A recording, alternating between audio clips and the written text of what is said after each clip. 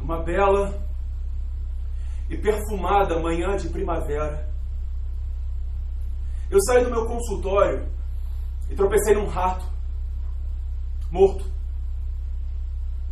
Afastei o bicho sem prestar atenção e desci a escada.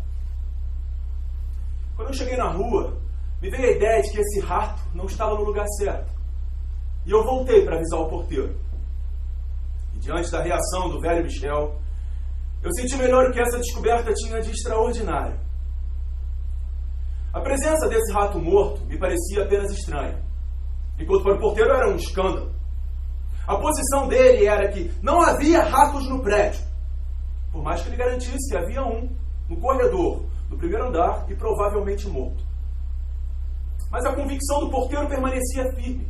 Não havia ratos no prédio, e seria necessário que tivessem trazido este de fora. Em resumo, tratava-se de uma brincadeira. No dia seguinte, o porteiro acusou uns sacanas de terem colocado 3 ratos mortos no meio do corredor.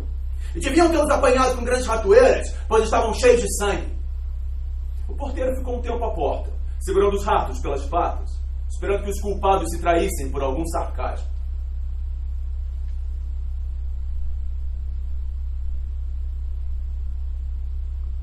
Nada aconteceu.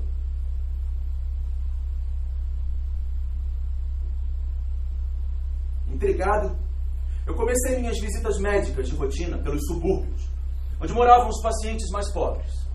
O automóvel passava por ruas poeirentas do bairro. Numa rua, eu encontrei uma dezena de ratos mortos jogados sobre o lixo. Eu encontrei o primeiro doente na cama, num quarto que dava para a rua, que servia ao mesmo tempo de quarto e sala de jantar. Era um velho, de rosto duro, vincado. Tinha à frente sobre a coberta 2 marmitas. Ele comia ervilhas. A mulher trouxe uma bacia. Ei, doutor, eles estão saindo, já viu? O vizinho apanhou 3. Começaram a sair. Vencem todas as latas de lixo. É uma miséria. Eu não tive dificuldade em constatar em seguida que todo o bairro falava de ratos. Acabadas as visitas, eu voltei para casa.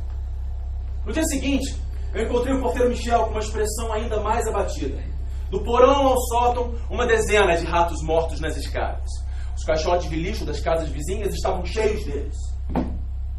Foi nessa época que a nossa população começou a se inquietar com o caso. As fábricas e os depósitos vomitaram centenas de cadáveres de ratos. A imprensa noticiou o caso e cobrou da prefeitura uma ação de urgência e medidas a adotar para proteger os seus munícipes desta repugnante invasão. A prefeitura nada tinha proposto, nada previra, mas começou a se reunir em conselho para deliberar. Foi dada ordem ao serviço de desratização que apanhasse os ratos mortos todas as madrugadas. Em seguida, deveriam transportar os animais mortos até o forno de incineração para serem queimados. Nossa população, estupefata, encontrava ratos nos locais mais frequentes da cidade. Praça de armas, recreios das escolas, repartições, ministérios, centros culturais, avenidas à beira-mar, todos. Todos apareciam sujos. Limpo ao amanhecer dos animais mortos, a cidade voltava a encontrá-los, cada vez mais numerosos durante o dia. Diziam que a própria terra, onde estavam plantadas as nossas casas, se purgava de seus humores, deixando subir a superfície furúnculos que até então a minava interiormente. Imaginem só o espanto da nossa cidade, até então tão tranquila, transtornada em alguns dias como um homem saudável cujo sangue espesso se pusesse de repente em revolução. Revolução não. As coisas foram longe demais. A agência de informações anuncia 6.231 ratos apanhados e queimados. Isso em apenas um único dia. Esse número dava uma dimensão clara ao espetáculo cotidiano que a cidade tinha diante dos olhos. Aumentou a agitação. Até então, as pessoas tinham apenas se queixado de um espetáculo repugnante. Compreendia-se agora que esse fenômeno não se podia ainda avaliar a amplitude, nem determinar a origem, tinha qualquer coisa de ameaçador. Só o velho asmático continuava a esfregar as mãos e a repetir com uma alegria senil: eles estão saindo, hein? Eles estão saindo. 15 dias depois, a imprensa anuncia uma coleta de 8.000 ratos mortos por dia. A ansiedade atingiu o auge. Exigiam-se medidas radicais. Acusavam as autoridades. E alguns que tinham casa fora da cidade já falavam em se mudar para lá. Mas no dia seguinte, o fenômeno acabou bruscamente. O serviço de desratização apanhou apenas uma quantidade insignificante de ratos mortos. Os ratos tinham sumido. E a cidade respirou aliviada, achando que o problema tinha acabado. Foi nessa mesma data, meio-dia, ao parar o carro diante do consultório, eu vi ao fundo da rua o porteiro Michel. Caminhava com dificuldade, com os braços e as pernas afastados, numa atitude de fantoche. O velho Michel tinha os olhos brilhantes e a respiração ruidosa. Não se sentia muito bem e tinha saído para tomar ar. O porteiro vomitava uma bilis rosada numa lata de lixo. A temperatura era de 38,5, gânglios do pescoço e dos membros tinham inchado, 2 manchas escuras alastravam-se pelo flanco. Queixava-se de uma dor interna. À noite o porteiro delirava com 40 graus. Se queixava dos ratos. Na manhã seguinte a febre recuou para 38 graus e enfraquecido o doente sorria no leito. Porém, ao meio-dia, a febre subiu bruscamente para 40 graus. O paciente delirava sem cessar e os vômitos tinham recomeçado. Os gânglios do pescoço eram dolorosos ao tato e o paciente parecia querer manter a cabeça o mais afastada possível do corpo. Era preciso isolá-lo e tentar um tratamento mais radical. 2 horas depois, na ambulância, da boca coberta de fungosidades, saíam fragmentos de palavras. Os ratos, dizia ele, esverdeado, com lábios descorados, pálpebras pesadas, respiração entrecortada e breve, dilacerado pelos gânglios, abatido no fundo da maca, como se quisesse fechá-la em torno de si, ou como se qualquer coisa, vinda do fundo da terra, o chamasse sem descanso. O porteiro sufocava sobre o peso invisível da morte. A mulher chorava. Não há mais esperança, doutor.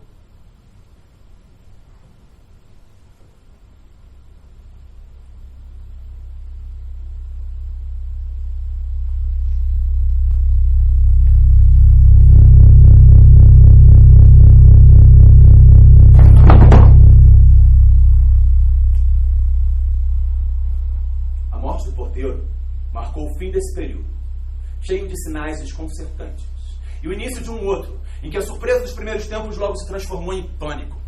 A nossa população, a partir de agora, se dava conta disso. Nunca tinham pensado que nossa cidade pudesse ser um lugar escolhido para que ratos morressem ao sol e porteiros morressem de doenças estranhas. Sob esse ponto de vista, era evidente que estavam errados e suas ideias precisavam ser revistas. Se tudo tivesse ficado por aí, os hábitos sem dúvida teriam vencido. Mas outras pessoas, que nem sempre eram porteiros e nem pobres, tiveram que seguir o caminho que Michel foi o primeiro a tomar. Foi a partir desse momento que começou o medo. E com ele, a reflexão. No subúrbio, um doente apertava as virilhas e vomitava no meio do delírio. Os gânglios estavam ainda maiores do que o do porteiro. Um deles começava a expelir pus e logo se abria como um fruto podre. Chamavam de outros lugares para casos semelhantes. Era evidente que era necessário abrir os abscessos. 2 golpes de bisturi em cruz e dos gânglios escorria uma pasta sangrenta. Os doentes sangravam. A maior parte das vezes o doente morria exalando um cheiro terrível. A imprensa, tão indiscreta no caso dos ratos, já não mencionava nada. Porque ratos morrem na rua e homens morrem em casa. E a imprensa só se preocupa com o que acontece na rua. Mas a prefeitura começava a se questionar. Enquanto cada médico não tinha conhecimento de mais de 2 ou 3 casos, ninguém pensava em se mexer. Bastou que alguém pensasse em fazer a soma. E a soma era alarmante. Em alguns dias, os casos mortais se multiplicaram. E se tornou evidente para aqueles que se preocupavam com a curiosa moléstia que se tratava de uma verdadeira epidemia. Foi quando eu encontrei um colega médico mais velho. Naturalmente, eu perguntei do que se tratava essa epidemia. Simplesmente não sei a coragem de dizer o nome. A opinião pública é sagrada. Nada de pânico. Sobretudo, nada de pânico. Mas parece peste.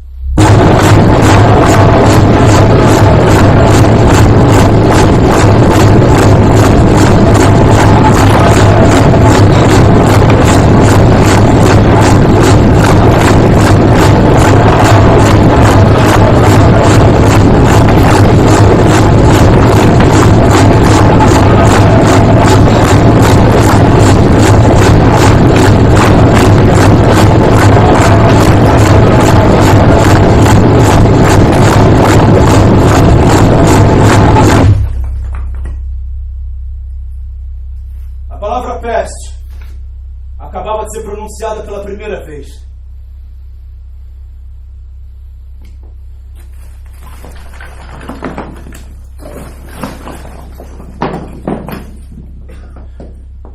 A desgraça é uma coisa comum, mas é difícil acreditar nela quando se abate sobre nós.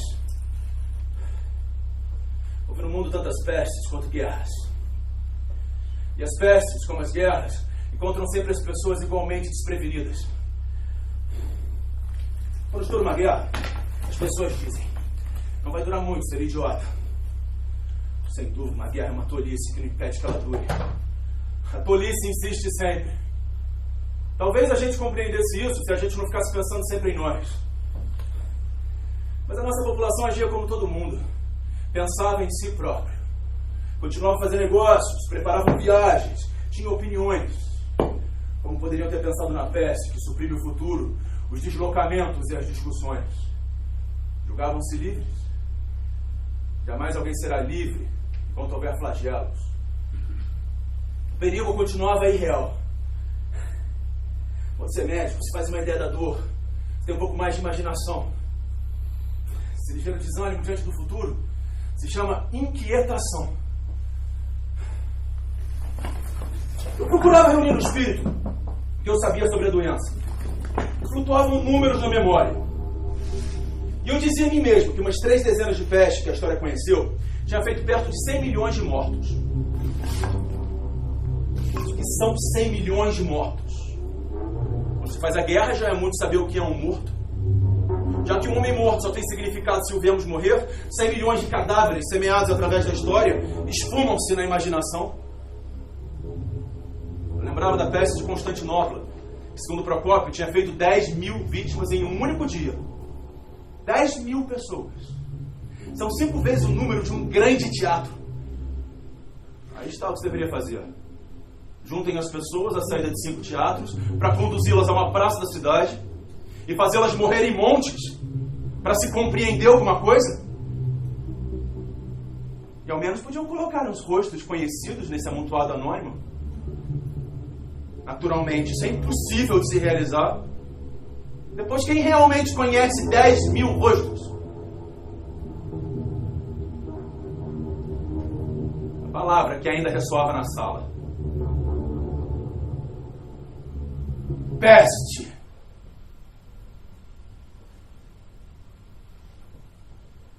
A palavra não continha apenas o que a ciência queria efetivamente atribuir-lhe, e sim uma longa série de imagens extraordinárias. Atenas, empestada e abandonada pelos pássaros. As cidades chinesas, cheias de moribundos silenciosos. Os condenados de Marsella, empilhados em covas. Os corpos que se lhe faziam. A construção na Provença de um muro para deter o vento furioso da peste. Java e seus mendigos horrendos. O carnaval dos médicos mascarados durante a peste negra. As carretas de mortos na aterrada Londres. As noites e os dias em toda parte, sempre cheio dos gritos intermináveis dos homens. Não, tudo isso não era bastante forte para matar a paz desse dia. Só o mar comprova o que há de inquietação e de eterna falta de tranquilidade nesse mundo.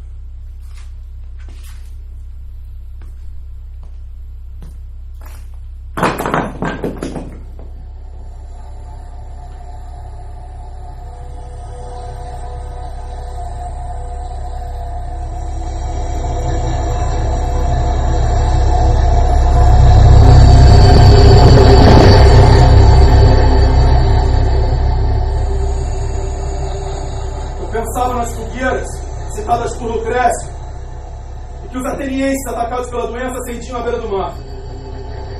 Levavam para lá os mortos durante a noite. Mas o lugar era pequeno e os vivos batiam-se a golpes, sustentando lutas sangrentas para não abandonarem os cadáveres. De imaginar as fogueiras diante da água tranquila e escura, os golpes na noite, crepitantes, de fagulhas e densos vapores envenenados, subindo para um céu adentro. Podia recear. Mas essa vertigem não se mantinha diante da razão. É verdade que a palavra peste fora pronunciada. É verdade que nesse mesmo instante o flagelo abalava e derrubava uma ou duas vítimas. Que diabo! Aquilo podia parar. Necessário era reconhecer claramente o que devia ser reconhecido, afastar as sombras inúteis, tomar as providências adequadas. Aí estava a certeza. No trabalho de todos os dias, o resto prendia-se a fios, a movimentos insignificantes. Não se podia perder tempo com isso. O essencial era cumprir o dever. E graças a uma insistência tida como impertinente, fora de propósito, eu obtive uma convocação para a prefeitura de uma comissão sanitária. O prefeito disse: vamos agir depressa, mas em silêncio. Ele está convencido de que se trata de um falso alarme. O departamento não tem soro. Querem que eu resuma a situação? A questão é saber que medidas convém tomar e saber se trata de peste ou não. O prefeito tremeu. Se voltou automaticamente para a porta, como que para verificar se havia impedido aquela enormidade de se espalhar.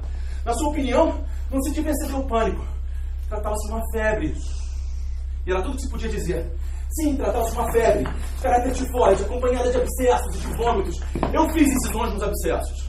Podia assim provocar análises em que o laboratório julga reconhecer o bacilo da peste. Um micróbio é capaz de, em 3 dias, de quadruplicar o volume do baço e de dar aos gânglios mesentéricos o volume de uma laranja e a consistência de um mingau. Não se permite hesitações. Os focos de infecção se encontram no extensão crescente. Pela rapidez que a doença se propaga, se não for detida, pode matar metade da população em menos de 2 meses. Pouco importa que ele dê o nome de peste ou de febre. O essencial é apenas impedi-la de matar metade da cidade. Não devemos agir como se metade da cidade não corresse o risco de morrer, porque senão ela morrerá de fato.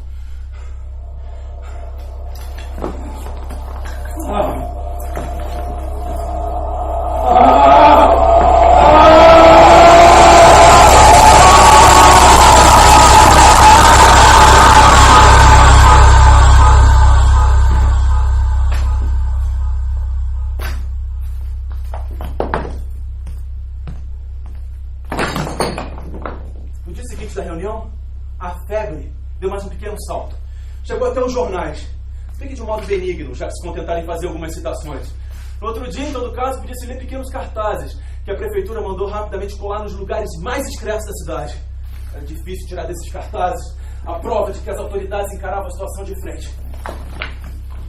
Finalmente eu reconheci que eu tinha medo. Sim, eu tinha medo. Eu sabia que no subúrbio, uma dezena de doentes me esperavam no dia seguinte, curvados sobre seus furúnculos. Apenas em 2 ou 3 casos a incisão provocava uma melhora. Para a maioria seria um hospital. E eu sabia o que o hospital era para os pobres. Não quero que ele sirva para as experiências dele, disse a mulher de um dos doentes. Não serviria para as experiências, morreria, nada mais. É evidente que as medidas decretadas eram insuficientes. Se a epidemia não parasse por si própria, não seria vencida pelas medidas que a administração tinha imaginado. Em 4 dias, a febre deu 4 saltos surpreendentes. 16, 24, 28, 32 mortos. 4º dia, se anunciou a abertura de um hospital auxiliar em uma escola maternal. Nossos cidadãos, que até então continuavam a disfarçar sua inquietação por brincadeiras, apareciam nas ruas mais abatidos e silenciosos. Os números eram inquietantes e claros. A prefeitura pediu um relatório destinado à capital para solicitar ordens. Fiz uma descrição clínica, coloquei números. No mesmo dia, contabilizaram cerca de 40 mortos. O prefeito assumiu a responsabilidade de intensificar a partir do dia seguinte as medidas prescritas. A notificação compulsória e o isolamento foram estabelecidos. As casas dos doentes deveriam ser fechadas e desinfectadas. E os que rodeavam submetidos a uma quarentena de segurança. E os enterros organizados pela prefeitura nas condições que veremos a seguir. Aparentemente, na cidade, nada mudou. À noite, os transportes continuavam sempre cheios, a mesma multidão enchendo as ruas. Mas no dia seguinte, saiu o comunicado oficial do prefeito com a mensagem que dizia: declarem o estado de peste. Fechem a cidade.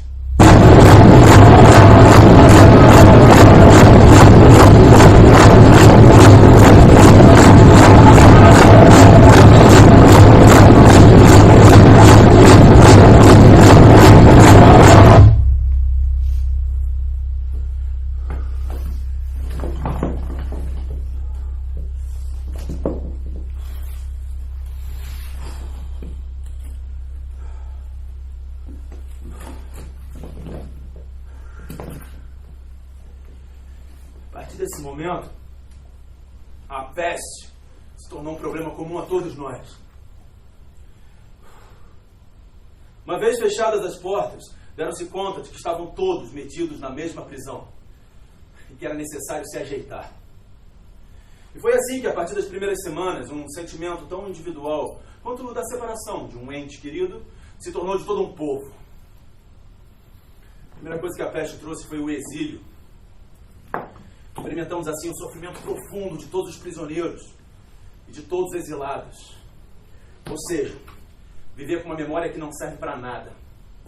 Impacientes com o presente, inimigos do passado, privados do futuro, ficamos como aqueles que a justiça ou o ódio humano fazem viver atrás das grades. E o único meio de escapar a estas férias insuportáveis era através da imaginação. Cada um teve que aceitar viver o dia a dia só, diante do céu. Esse abandono geral que podia com o tempo fortalecer o caráter, começava por torná-lo fútil. A nossa população tinha dificuldade em compreender o que acontecia. Havia sentimentos comuns, como a separação, o medo, mas continuava a colocar em primeiro plano as preocupações pessoais. Ninguém aceitava a doença. A maior parte era sensível ao que perturbava os seus hábitos ou atingia os seus interesses. Se impacientavam, se irritavam. E esses não são sentimentos que se possa contrapor à peste. Primeira reação, por exemplo, culpar as autoridades.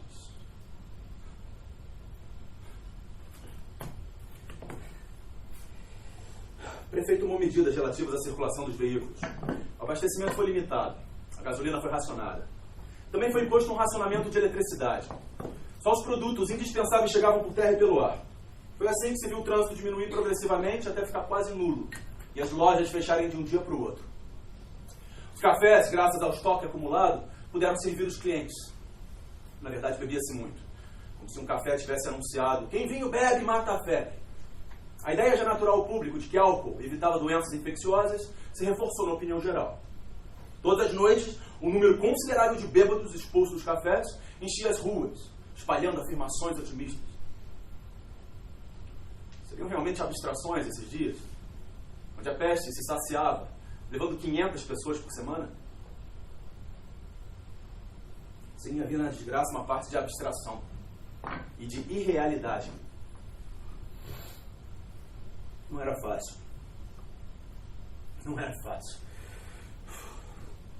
Um dia uma paciente, ela me falou: doutor, o senhor vive na abstração. Não era fácil. Diagnosticar a peste epidêmica significava mandar retirar de casa rapidamente o doente. Começava, na verdade, a dificuldade e a abstração. Pois a família do doente sabia que só voltaria a vê-lo, provavelmente morto. raramente curado. Piedade, doutor, diziam. Era evidente que eu tinha piedade, mas era preciso telefonar. Logo se ouvia a sirene da ambulância. Começavam então as lutas, as lágrimas, a abstração. Nestas casas superaquecidas pela febre e pela angústia, aconteciam cenas de loucura. Os parentes fechavam a porta, preferindo uma convivência com a peste a uma separação. Gritos, investidas, intervenções da polícia e mais tarde das forças armadas. E o doente ele era levado. Todas as noites, mães gritavam com ar abstraído. Todas as noites, braços se agarravam aos meus. Todas as noites, as sirenes das ambulâncias desencadeavam crises, tão vãs quanto qualquer dor. No fim de toda essa longa série de noites semelhantes, uma única coisa mudava. Eu. Me tornando consciente dessa indiferença que começava lentamente a me invadir, esse coração se fechando sobre si próprio. Para lutar contra a abstração, é preciso se assemelhar um pouco a ela. Mas chega uma hora em que essa distração ela se mostra mais forte que a felicidade. E o que é preciso então? Levá-la em consideração. Pode ser assim seguir por um novo rumo. Essa espécie de luta entre a felicidade de cada homem e as abstrações da peste foi isso que constituiu toda a vida da nossa cidade durante esse longo período. No entanto, onde uns viam a abstração, outros viam a verdade. As autoridades religiosas da nossa cidade decidiram lutar contra a peste pelos seus próprios meios, realizando uma semana de preces coletivas sobre a invocação de São Roque, o santo atacado pela peste. A semana de preces foi seguida por um público numeroso. Não que em tempos normais nossos habitantes sejam piedosos. Nos domingos de manhã, por exemplo, os banhos de mar fazem séria concorrência à missa. Não que uma súbita conversão os tivesse iluminado. Eles se encontravam num estado de espírito bem singular e que sentiam que algo, é óbvio, mudava. No entanto, muitos continuavam a esperar que a epidemia parasse e que eles fossem poupados com as suas famílias, porque não se sentiam obrigados a nada. A peste nada mais era do que uma visita desagradável que havia de partir um dia. Já tinha vindo. Assustados, mas não desesperados, estavam na expectativa. E no domingo, uma multidão considerável invadiu a igreja, transbordando até o terreno ao redor. E quando o padre atacou a multidão com uma única frase, veemente e martelada: Irmãos, caístes na desgraça! Irmãos, vós o merecestes! A multidão tumultuou. Só a sequência do discurso fez compreender ao nosso cidadão que, por um hábil processo oratório, o padre tinha dado de uma só vez, como um golpe que se desfecha, o tema de todo o seu sermão. A primeira vez que esse flagelo aparece na história é para atacar os inimigos de Deus. O faraó opõe seus desígnios eternos e a peste então faz cair de joelhos. E esta última frase, pronunciada no meio de um silêncio absoluto, ressoou com tal inflexão que algumas pessoas, depois de alguns segundos de hesitação, deslizaram da cadeira. Outros julgaram que era necessário seguir o exemplo, de tal modo que de vizinho a vizinho, sem outro ruído que não fosse o ranger de alguma cadeira, todo o auditório se encontrou ajoelhado. O padre se endireitou, respirou profundamente e continuou num tom mais veemente. Se hoje a peste vos olha, é porque chegou o momento de refletir. Os justos não podem temê-la, mas os maus têm razão para tremer.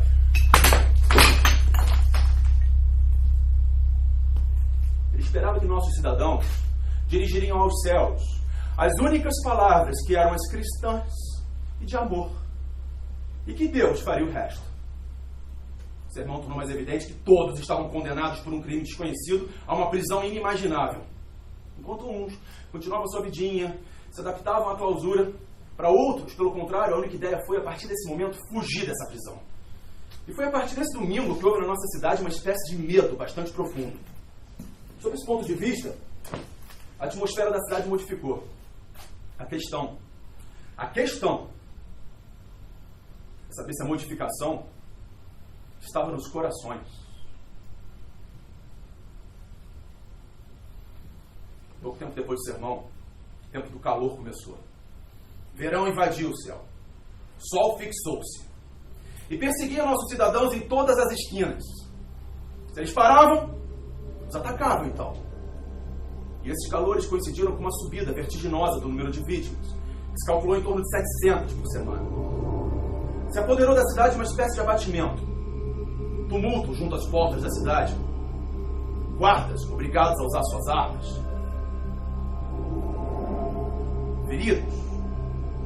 O desgosto aumentava. E as autoridades esperavam o pior e estudavam muito a sério medidas a serem tomadas no caso desta população mantida sob o flagelo e ser levada à revolta. Intervenção militar, estado de defesa, estado de sítio.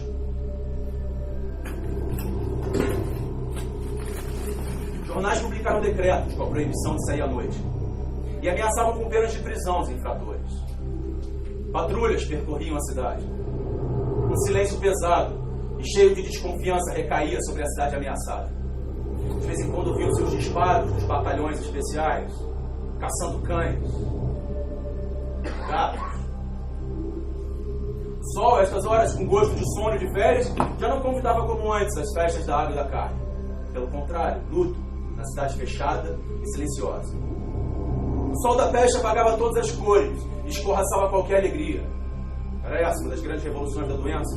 Porque, em geral, todos acolhiam o verão com alegria. A cidade se abria para o mar e derramava sua mocidade nas praias. Nesse verão, pelo contrário, o mar estava interditado. E o corpo já não tinha direito às suas alegrias. O que fazer nestas condições? Segundo a religião, a primeira metade da vida de um homem era uma ascensão.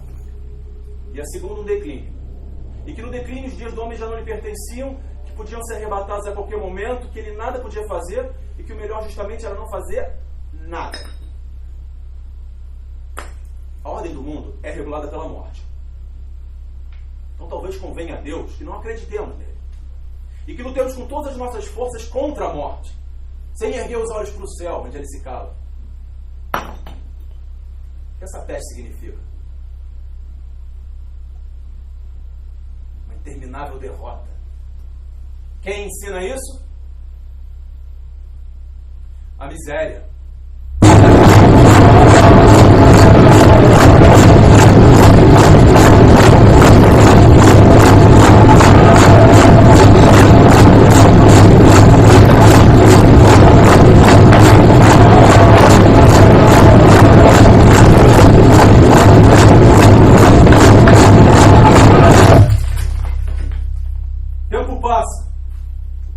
Chegamos no outono da peste. Se tornava pulmonar, com contágio boca a boca.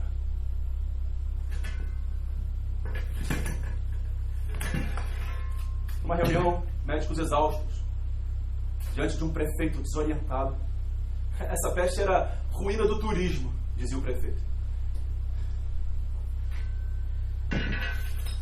Há 100 anos, uma epidemia da peste matou todos os habitantes de uma cidade da Pérsia, exceto precisamente o lavador de defuntos, que nunca tinha deixado de exercer sua profissão. A verdade é que temos muito ainda que aprender sobre esse assunto. O mal que reside no mundo provém quase sempre da ignorância. E a boa vontade, se não for esclarecida, pode causar tantos danos quanto a maldade. Era preciso lutar, não cair de joelhos. Toda a questão residia em impedir o maior número possível de homens de morrer. E o único meio de lutar contra a peste é a honestidade. E no meu caso, foi continuar fazendo o meu trabalho. Como um Sísifo consciente.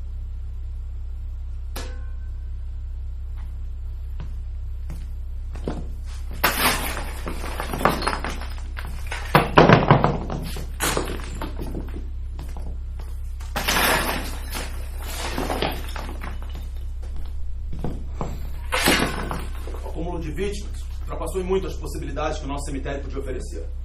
Em primeiro lugar, enterros à noite, que dispensou certos cuidados. Puderam amontoar os corpos, cada vez mais numerosos.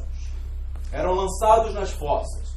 Mal tinham acabado de cair, e já as pás de cal se abatiam sobre os rostos, e a terra os cobria de modo anônimo, nas covas que se abriam cada vez mais profundas. Em breve foi necessário conduzir os mortos da peste para a cremação. O empregado da prefeitura facilitou muito a tarefa das autoridades ao aconselhar o uso dos ônibus, que antigamente serviam à orla marítima e que agora se encontravam desativados.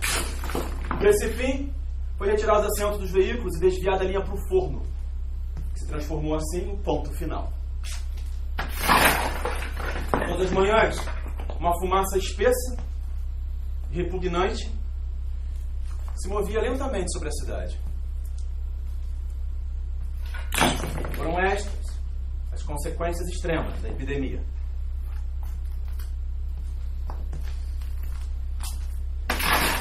Sabia que se as estatísticas continuassem a subir, nenhuma organização, por melhor que fosse, resistiria. Que os homens iam morrer amontoados e apodrecendo na rua, apesar da prefeitura. E que a cidade veria nas praças públicas os mortos agarrarem seus vivos com um misto de ódio legítimo e de estúpida esperança. A peste era, em primeiro lugar, uma administração prudente e impecável, de ordem e progresso, indiscutível no seu bom funcionamento. É assim que diga-se entre parênteses, para nada trair, sobretudo para não trair a si próprio. O narrador tendeu para a objetividade. Eu não quis mudar quase nada pelos efeitos da arte, a não ser o que diz respeito às necessidades básicas de um relato mais ou menos coerente.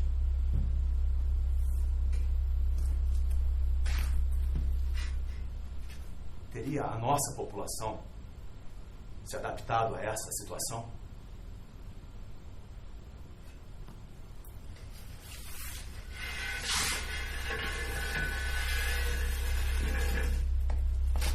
Sim, tinham se adaptado, porque não havia outro modo. Tinham a atitude da desgraça e do sofrimento, mas já não sentiam. A peste tirava de todos o poder do amor, e até mesmo da amizade. Porque o amor exige um pouco de futuro.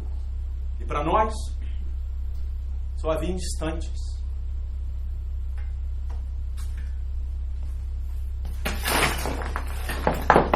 As pessoas estavam a tal ponto abandonadas à peste, que lhes acontecia às vezes de só desejarem um sono. E se surpreenderem pensando que venham logo os tumores e se acabe logo com isso.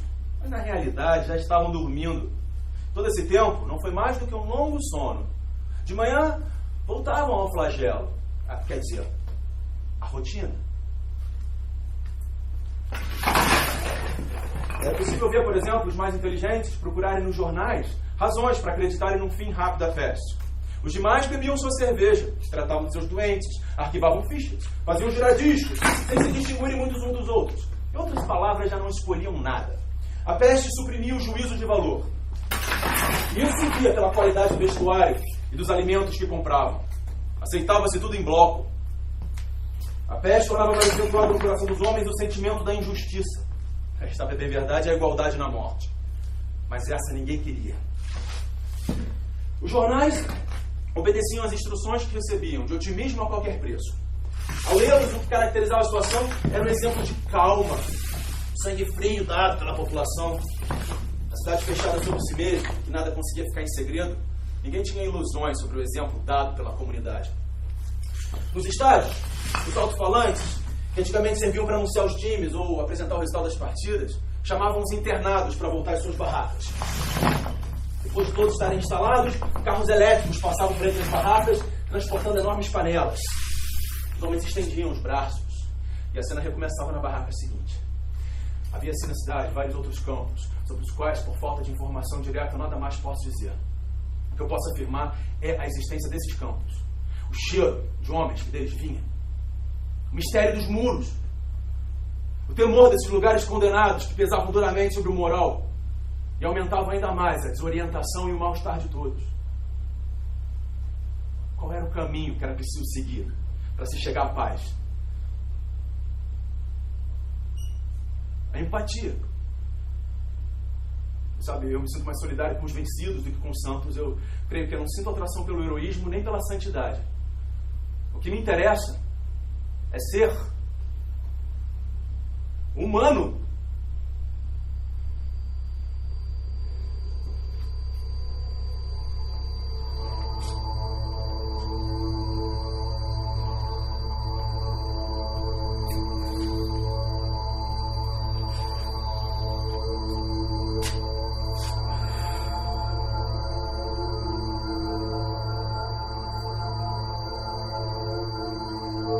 Chegamos ao inverno da peste, que não esquecia ninguém por muito tempo. Durante o mês de dezembro ela arde no peito da população, ilumina o forno, povoa os acampamentos sombrios, não deixou de progredir, paciente, sincopada. Era preciso esperar ainda. Mas de tanto esperar, ninguém mais espera. E a cidade inteira vivia sem futuro. Natal daquele ano foi mais a festa do inferno que do evangelho. Lojas desertas, privadas de luz, chocolates falsos, ônibus carregados de rostos sombrios. Nada lembrava os natais passados. Nesta festa em que toda a gente, rica ou pobre, se juntava antigamente, alguns indivíduos infames ofereciam seus produtos a preço de ouro no fundo de uma loja sórdida. Mais do que de ações de graças, as igrejas estavam cheias de lamentos. Algumas crianças corriam, ignorantes ainda do que as ameaçava, mas ninguém ousava promover o Deus de outrora, carregado de oferendas, velho, como sofrimento humano. Mas foi nessa época que apareceu uma jovem, estado desesperador, com todos os sintomas da peste pulmonar. A moça foi direto para o isolamento, mas na manhã seguinte a febre baixou. Ao meio-dia, não subiu como esperado. À noite, subiu apenas alguns décimos. E na manhã seguinte a febre desapareceu. A moça estava fraca, mas já respirava livremente. E durante a semana, mais 4 casos iguais apareceram. No fim dessa mesma semana eu fui visitar o velho, asmático. Os ratos! Os ratos voltaram a sair! Precisa vê-los correr! É um prazer! Os ratos fizeram a sua volta, reapareceram nas madeiras do morro. Se ouvia aquele rebuliço esquecido há meses. E isso era um bom sinal. A publicação da estatística geral que corria no princípio de cada semana revelava um recuo da doença. Uma alegre agitação encheu a cidade.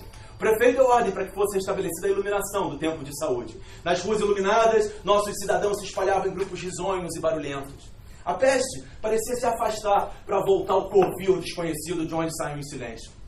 Na verdade, o mais forte desejo da população era agir como se nada tivesse mudado.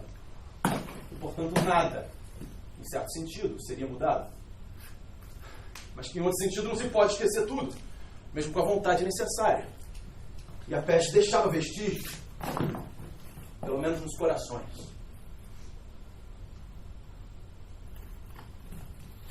Algumas semanas depois, as portas da cidade se abriram depois de 10 meses, saudadas pelo povo, pelos jornais, pelo rádio e pelos comunicados da prefeitura.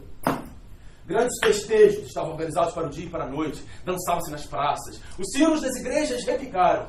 Nas igrejas rezavam ações de graças, mas os locais de prazer transbordavam, e os cafés, sem se preocuparem com o futuro, distribuíam suas últimas doses de bebida. A cidade começava a viver de novo, apagando o seu passado para recomeçar do nada. Negavam tranquilamente, contra toda evidência, que tivéssemos conhecido esse mundo louco, onde o assassinato de um ser humano era tão comum quanto o das moscas. Essa selvageria, esse delírio, essa abstração, essa é a prisão.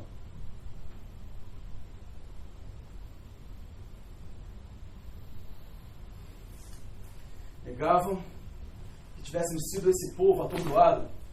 Todas as noites uma parte se evaporava em fumaça gordurosa, enquanto a outra era carregada nas cadeiras da impotência e do medo, esperando a sua vez.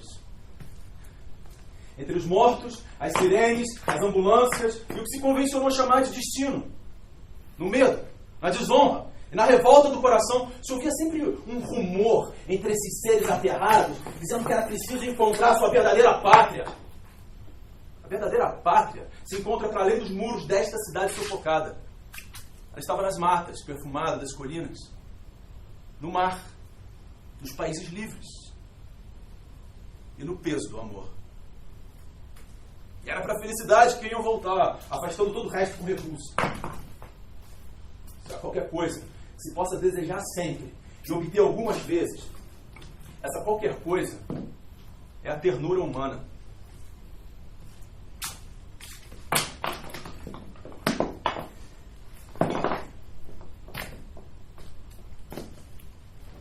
Esse relato ele chega ao fim. Segundo a lei de um coração honesto, eu tomei o partido da vítima. E quis juntar meus homens nas únicas certezas que têm em comum, que são o amor o sofrimento e o exílio. Eu sabia que esse relato não podia ser o da vitória definitiva. Pode apenas ser o trabalho que era necessário realizar. E, sem dúvida nenhuma, eu deveria realizar contra o terror e sua arma incansável. Todos os homens que, não podendo ser santos, recusando-se a admitir a peste, se esforçam, sendo médicos. Ao ouvir os gritos de alegria que vinham da cidade, eu lembrava que essa multidão eufórica ignorava o que se pode ler nos livros. O bacilo da peste ele não morre, nem desaparece nunca. Pode ficar dezenas de anos adormecido nos móveis, nas roupas, espera paciente nos baús, nos lenços e na papelada. E eu sabia que viria o dia em que, para desgraça e ensinamento dos homens, a peste acordaria os seus ratos e os mandaria morrer em uma cidade feliz.